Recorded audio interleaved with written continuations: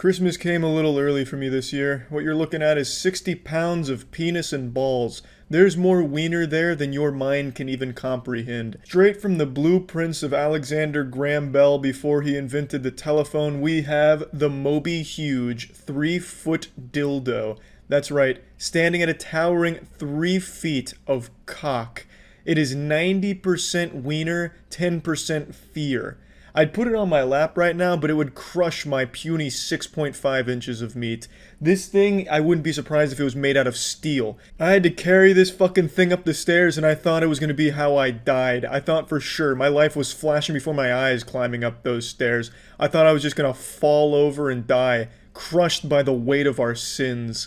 But we managed to really pull through. I got it in here, and man, what a conversation piece, huh? That's something that you hang over the fireplace on the mantle. Just look at the head of this bad boy. It actually looks like a regulation-sized firefighter's helmet. Like that could actually be used in the real world if you just cut the top of this off and hollowed it out. It is absolutely massive. And the balls on it, the testicles, they're the size of like 3 basketballs stacked on top of themselves. This fucking thing is really set to wumbo. Like, I was expecting a lot of dick when I heard about the Moby Huge, but this exceeded my expectations. This thing is like some kind of old relic that ancient cavemen would have bowed down and prayed to. It is fucking intimidating.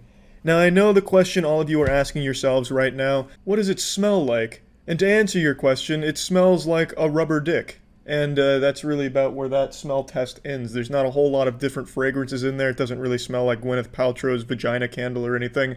It just smells like a big old rubber cock. And the next question you're probably asking yourself is, Charlie, why?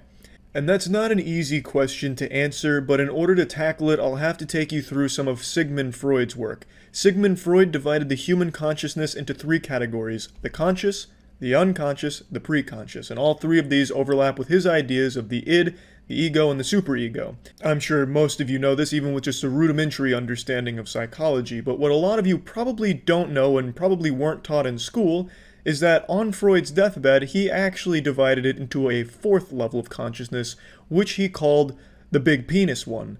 And in the big penis level of consciousness, it talks about the pursuit of something greater than thyself's manhood. Freud argues that in this level it's more about a man's greed, how no man is ever satisfied with the size of his cock. It could always be bigger, girthier, what have you. And he talks about how a man will always want a bigger dick. Well, I found the biggest fucking dick possible. This is literally the largest retail cock available, so I've gone above and beyond, transcended that level of consciousness. Somewhere out there, Sigmund Freud is smiling, a big old smile on his grave right now. And yeah, in a nutshell, the answer to the question, why did I buy it? Well, because why the fuck not?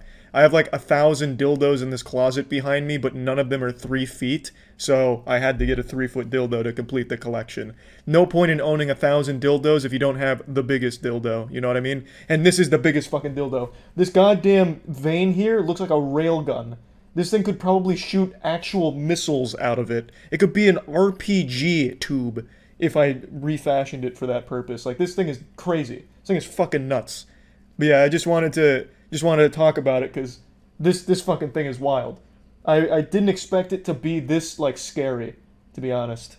Someone made me aware of its existence during a stream, and I thought it was like a Bigfoot believer trying to preach that Sasquatch is real. I said, there's no way there could be a 3-foot dildo. That's impossible. If anyone tried to use it, they'd just die trying to use it.